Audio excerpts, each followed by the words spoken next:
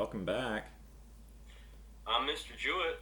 I'm Mr. Decker, and we're starting phase 3 of our YouTube video challenge, moving into World War II. Before our April break, it's weird to say taking a break from school right now, but anyway, um, before that, we did have one lesson on Adolf Hitler, who was the leader of Germany, but now we are ready to move fully into World War II. Yeah, a lot of times when you talk about World War II, it's about the three dictators and nationalism and the rise and wanting to defend your country. But really, if you boil it down to one person as a driving force, you're going to go with Hitler. No one, like Benito Mussolini as the leader of Italy, joining Hitler in the Axis, although is significant, he was not going to create a second world war by any stretch. Definitely. And for those of you who don't know any of these names or even these countries, Mr. Decker and I did create a World War II cheat sheet that will be posted in Classroom for students to refer to. So we're going to briefly talk about the cheat sheet and how to use it before we jump into anything else. So on the first page, we just have two maps. We have a map of Europe in 1939 to 41, and then we have another one of the Pacific in the early to mid 40s. And the idea behind this is it just kind of shows where countries were and what sides they were, and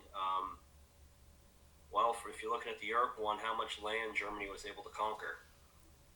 Yeah, the maps do a good job at setting the stage for the war and kind of, who's on whose side, and it shows the advancement of the Axis forces because most of the beginning of the war up until 1943-44 is all about the Axis powers winning a ton of battles and taking control of lots of land. For example, Japan invades China in 1931 in order to make up losses suffered by the Great Depression. So for the Chinese, the war is actually starting in really 1931 and rages on for 15 years. Yeah. The next part about the cheat sheet, we have a table, and it has countries, their leaders, what side they fought for, and then just some interesting things to know about them.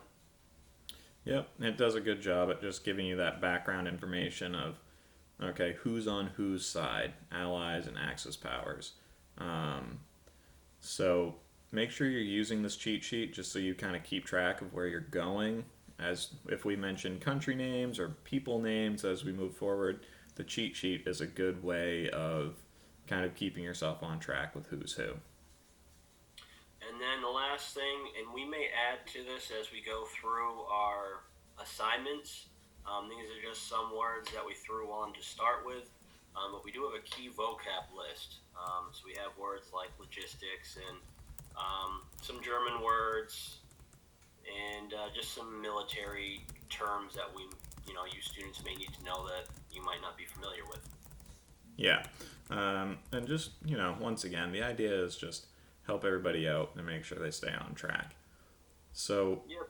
for this first video, we are talking about sort of the really beginning of the war. Like that first off, like how does the war begin? Um, how do we get from the Great Depression to Germany taking over most of Europe? And the first vocab term that we want to use when we're talking about this is called appeasement.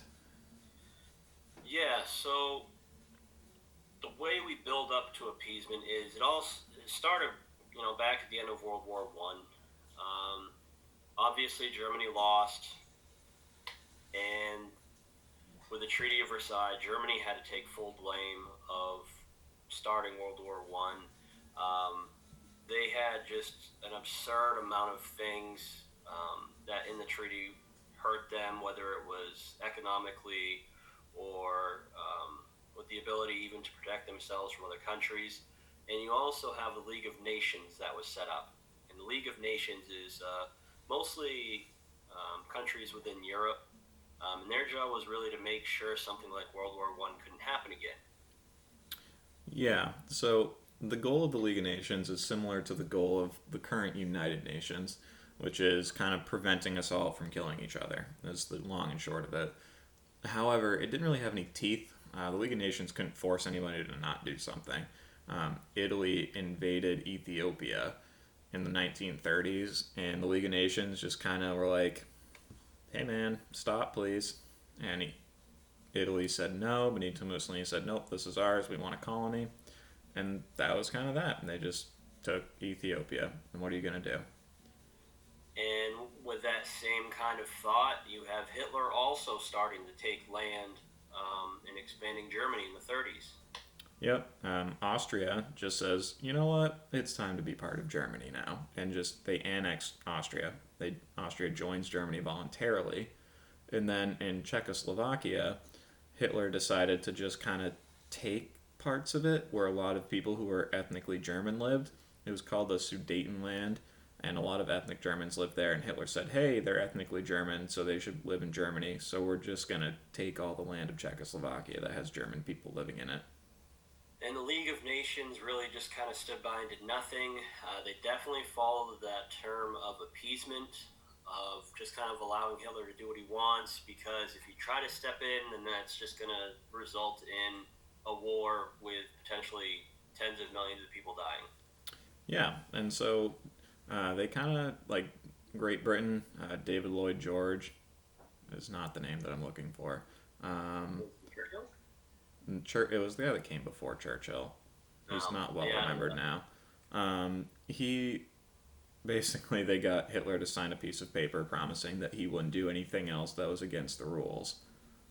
And then Hitler was like, "But what if I broke all the rules of the Versailles Treaty, built up my army, and It started World War II, and the way Hitler starts it, to me, is both brilliant and kind of funny. yeah, Um, Germany decides they want to take Poland back because pre World War I, Poland was part of the Germanic Empire. Um, so Hitler tried to find, and actually he did kind of find a way around that agreement with Britain, and he set up a fake attack of his soldiers attacking their own bases. yeah, he basically dressed up Germans as Polish soldiers and then had them be really loud and obnoxious near German bases and then was like, "Oh no, we're getting attacked. We'd better retaliate because we're going to be beat up by Poland." Which was never going to happen. And the greatest part about this is they actually took Polish prisoners, like the ones that they had in Germany, and they killed them. I mean, it's not great, but like I said, it was the greatest part. Anyway, this is what they did. They killed them, put them in Polish uniforms, and then left them outside of the bases, and then took pictures of it so they could claim that these Polish soldiers had attacked the German bases. Yeah. I mean, people don't believe this, but we're still in the phase of no one really wants to antagonize Hitler because people are so afraid of another world war that they're hoping that Hitler will just calm down and stop trying to take things. And they figured having the Soviet Union on the other side would be a good reason for Hitler not to do something because they assumed that the Soviets and the Germans hate each other, which admittedly they kind of did, but they shocked the world by signing a neutrality pact. Yeah, saying Germany and the Soviets, the USSR, would not attack each other. And this kind of allows Hitler and Germany to not really have to worry about the Soviets and focus on their western side with France and England. Yeah. So Germany and Soviet Union invade Poland at the same time, and Poland stands no chance. Yeah, they're a very unindustrialized country. They have very few factories. They don't have the car manufacturing and the technology that Germany does. They don't have the people or the land that Russia does. Honestly, they they're kind of forced. Germany's has, airplanes and their Luftwaffe, which was their air force, and they have tanks, and Polish soldiers are on horseback. Yeah, they stood no chance. So Poland basically gets rolled over in about a month to 2 months, and then Britain and France, both upset about this, declare war on Germany, but don't do anything. They declare war and then stare angrily at Germany for about a month, and turned into an entire winter, actually. But so the beginning of the war is started by Hitler and his allies in Italy, where he invades Poland because it had been part of Germany and he wanted to take it back. And he wasn't opposed by anybody because we were all hoping that if he took a little bit of land, he would stop taking all the land. But as we know of egomaniacs, is that the term? Yeah, basically. Yeah, as we know of egomaniacs, that is not gonna work. No. Appeasement obviously did not work. And meanwhile, on the other side of the world, Japan is pummeling China and has been in there since 1931. So at this stage in the war, if you said things look really good for the Axis powers, you would be right. Yeah, honestly, for the first 2 or 3, if not 4 years of the war, you can say, hey, it looks great for the Axis. They are taking pretty much any land they want. I mean, at one point in time, Germany had all of France. Yep. But that's a story for the next video. It is. I think that's it, Mr. Decker. I think so. So, with that, I think we're going to sign off until the next video. And I'm Mr. Jewett. And I'm Mr. Decker. And we will see you later.